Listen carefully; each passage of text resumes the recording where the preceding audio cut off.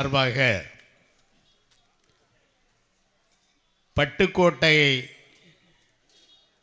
Anjananjan KV அழகிரி அவர்களுடைய 125வது பிறந்த நாளை ஒட்டியும் முத்தமிழறிஞர் கலைஞர் அவர்களின் 102வது பிறந்த நாளை ஒட்டியும் சுயமரியாதை இயக்க நூற்றாண்டு நிறைவு நாளை கருதியும் இன்றைய தினம் இந்த பொதுக்கூட்ட நிகழ்ச்சியினை மிகச்சிறப்பாக ஏற்பாடு செய்திருக்கிறார்கள். இந்த நிகழ்ச்சியிலே தலைமையேற்று இருக்கக்கூடிய தலைமை செயற்குழு உறுப்பினர் செல்வம் அவர்களே, வரவேற்புரை வழங்கிய ரகுவரன் அவர்களே, எடிசன் ராஜா அவர்களே, முருகானந்தம் அவர்களே, முனியசாமி அவர்களே, இங்கே முன்னிலை பொறுப்பை ஏற்றிருக்கக்கூடிய திராவிட கழகத்தினுடைய முன்னணி சகோதரர்களே, எனக்கு பின்னாலே உரை நிகழ்த்த இருக்கின்ற விடுதலை சிறுத்தைகள் கட்சியினுடைய மாவட்ட கழக செயலாளர் சகோதரர் ரவிக்குமார் அவர்களே,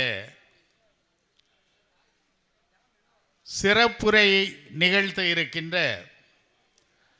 திராவிட கழகத்தினுடைய துணை பொதுச் செயலாளர் சா பிரின்ஸ் என்ஆர்எஸ் பெரியார் அவர்களே,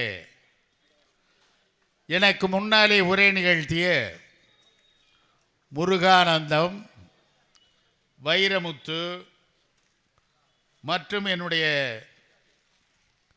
அன்பிற்குரிய சகோதரர் மஹபூப் ஜான் அவர்களே, எங்கள் இயக்கத்தினுடைய இளைஞரணி செயலாளர் தம்பி சவுந்தரராஜன் அவர்களே, வருகை தந்திருக்கின்ற திராவிட கழகம் மனிதநேய மக்கள் கட்சியினுடைய தலைவர், திராவிட முன்னேற்ற கழகத்தினுடைய சகோதரர்கள் சகோதரிகள் அனைவருக்கும் என்னுடைய பணிவான வணக்கத்தை நான் தெரிவித்துக் கொள்ள கடமைப்பட்டிருக்கிறேன். சரியான நேரத்தில் இந்த அருமையான கருத்தியல் கூட்டத்தை திராவிட கழகத்தினுடைய செயலாளர் செல்வம் அவர்கள் இங்கே ஏற்பாடு செய்து பொருத்தமாக பிரின்ஸ் என்ஆர்எஸ் பெரியார் அவர்களை அழைத்து உரை நிகழ்த்தும் வாய்ப்பினை இங்கே வழங்கியிருக்கிறார்கள். நேற்றைய தினம் அறுபடை வீரர்களை நிர்மாணித்து முருகனுக்கு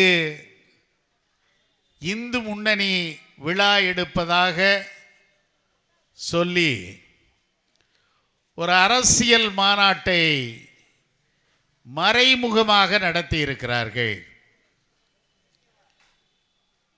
முருகன் அறுபடை வீடு, முருகனுக்கு விழா என்பதெல்லாம் தங்களுடைய உண்மையான உருவத்தை பொதுமக்களிடம் காண்பிக்க இயலாமல் முடியாமல் வெட்கப்பட்டு கொண்டு இந்த முருகனுக்கு விழா என்கின்ற மாறு வேஷத்தோடு நேற்றைய தினம் விழா எடுத்திருக்கிறார்கள். திராவிட முன்னேற்ற கழகத்தை பொறுத்தமட்டில் முருகனை விரும்பியவர்கள் வழங்குவதற்கு யாருக்கும் ஆட்சேபனை இல்லை. அறுபடை வீடுகளுக்கு சென்று வருவதிலே எங்களுக்கு ஒன்றும் ஆட்சேபனை இல்லை. அதனால்தான் பேரறிஞர் அண்ணா அவர்கள் மிக தெளிவாக சொன்னார்கள், நீங்கள் வேண்டுமானால் செல்லுங்கள், எங்களுக்கு ஆட்சேபனை என்று அதற்கு ஒரு எடுத்துக்காட்டு கூட சொன்னார். எனவே இந்த முருகனுக்கான விழாவை அவர்கள் என்ன பேசுகிறார்கள்? திருப்பரங்குன்றம் மலை முருகனுக்குத்தான் சொந்தம். ஏன் அப்படி சொல்லுகிறார்கள்? அதிலே தான் அவர்கள் விஷத்தை கிளக்குகிறார்கள். சிக்கந்தர் மலையை முருகன் மலையாக மாற்ற வேண்டும் என்பதும் அதன் மூலமாக ஒரு கலவர சூழ்நிலையை உருவாக்க வேண்டும் என்பதுதான் அவர்களுடைய தீர்க்கமான சிந்தனை நோக்கம். அதனாலே ஏதோ சிக்கந்தர் முழு மலையையும் ஆக்கிரமித்துக் கொண்டதைப் போல அதை இவர்கள் வந்துதான் அதை முருகனுக்கு வாங்கி கொடுப்பதைப் போல ஒரு தோற்றத்தை உருவாக்கி கொண்டு வேண்டுமென்றே சிறுபான்மை மக்களோடு வம்புக்கு இழுக்கிறார்கள். இந்திய நாட்டுக்கு அது எப்படி பொருத்தமான வாதமாக இருக்க முடியும்? இந்தியா என்பது கன்னியாகுமரி முனையிலே இருந்து காஷ்மீரத்தினுடைய முகடுமுடிய நீண்டு பறந்த பூபாகம் ஒரு நாடு அல்ல, மாறாக ஒரு துணைக்கண்டம் என்பதுதான் வரலாற்று ஆசிரியர்களுடைய தீர்க்கமான முடிவு. எனவே ஒரு நாடு அல்ல, இது ஒரு துணைக்கண்டம் என்று வரலாற்று ஆசிரியர்களாலே எப்படி தீர்மானிக்கிறார்கள்? இந்திய நிலப்பகுதியில் மொழியால், இனத்தால், மார்க்கத்தால், வாழ்வியல் முறைகளாலே மாறுபட்ட பல்வேறு தேசிய இனங்களை உள்ளடக்கியதுதான் இந்திய துணைக்கண்டம் என்று வரையறுத்திருக்கிறார்கள். எனவே இதை வரலாற்று ஆசிரியர்களுடைய தீர்க்கமான கணிக்கின்படி நாடு என்றும் தீர்மானிக்க முடியாது, நேஷன் தேசம் என்றும் கணிக்க முடியாது. அதைத்தான் பேரறிஞர் அண்ணா அவர்கள் நாடாளுமன்றத்திலே தன்னுடைய உரையிலே மிக தெளிவாக குறிப்பிட்டார்கள். Democracy is distorted, socialism is emaciated and nationalism is மிஸ்இன்டர்பிரட்டட்.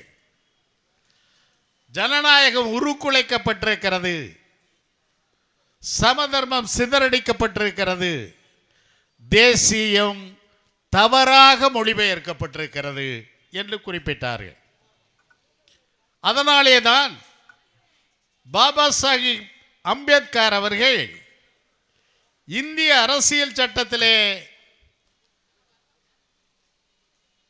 India that is Bharat என்று தன்னுடைய அரசியல் சட்டத்தினுடைய முதல் பிரிவிலே குறிப்பிடுகின்ற பொழுது, India is union of states, மாநிலங்களுடைய கூட்டு அமைப்பு தான் இந்தியா தட் இஸ் பாரத் என்றுதான் அம்பேத்கர் அவர்கள் குறிப்பிடுகிறார்கள்.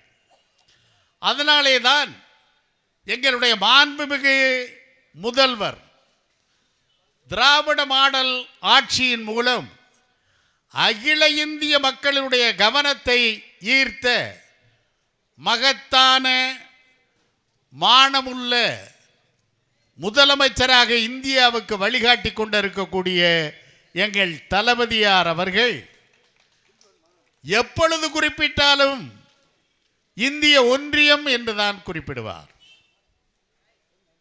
எதற்காக அப்படி குறிப்பிடுகிறார் என்றால், பாரத நாடு, இந்திய தேசம் இந்துத்துவா கோட்பாடு, இந்து நாடு என்ற இவைகளுக்கெல்லாம் ஒரு சாட்டை அடி கொடுப்பதை போல இந்தியா என்பது இந்துஸ்தானம் என்று யார் சொன்னது? இந்தியா என்பது இந்துக்களுக்கு மட்டும்தான் சொந்தம் என்று எதிலே இருக்கிறது? இந்தியா என்பது இங்கே வாழக்கூடிய, தொன்று தொட்டு வாழக்கூடிய அனைத்து மக்களுக்கும் சொந்தமானதுதான். இல்லை, மதங்களுக்கு இடமில்லை. இந்திய மண்ணில் பல நூறு ஆண்டு காலமாக வாழ்ந்து தன் வாழ்க்கையை இந்திய மண்ணுக்கே அர்ப்பணித்துக் கொண்டவர்கள் எத்தனையோ சிறுபான்மை மக்கள் நாடு சுதந்திரமடைய வேண்டும் என்று தன் இன்னுயிரை துப்பாக்கி முனைகளுக்கு முன்னாலே நெஞ்சுயர்த்தி காட்டிய சிறுபான்மை மக்கள் இந்திய சுதந்திர போராட்டத்திலே இல்லையா? தமிழ் இந்தியாவினுடைய ஆட்சி மொழியாக இருக்க வேண்டும் என்று இந்தியன் கான்ஸ்டிடியூயன்ட் அசெம்பிளி, இந்திய அரசியல் நிர்ணய சபையிலே வலியுறுத்தியவர் யார்? கண்ணியத்திற்குரிய காயிதே மில்லத் பதிவாகி இருக்கிறார். இந்தியாவில் ஒரு மொழி ஆட்சி மொழியாக இருக்க வேண்டுமேயானால் அதற்கான அனைத்து தகுதிகளையும் பெற்று என்னுடைய தாய்மொழியாம் தமிழ் மொழியை இந்தியாவினுடைய ஆட்சி மொழியாக ஆக்குங்கள் என்று சொன்னவர் கண்ணியத்திற்குரிய காயிதே மில்லத் அவர்கள். எனவே இந்தியா என்பது மல்டி கல்ச்சுரல், மல்டி சிவிலைசேஷனல் என்கின்ற சொல்லத்தக்க அளவிற்கு பல்வேறு தேசிய இனங்களையும்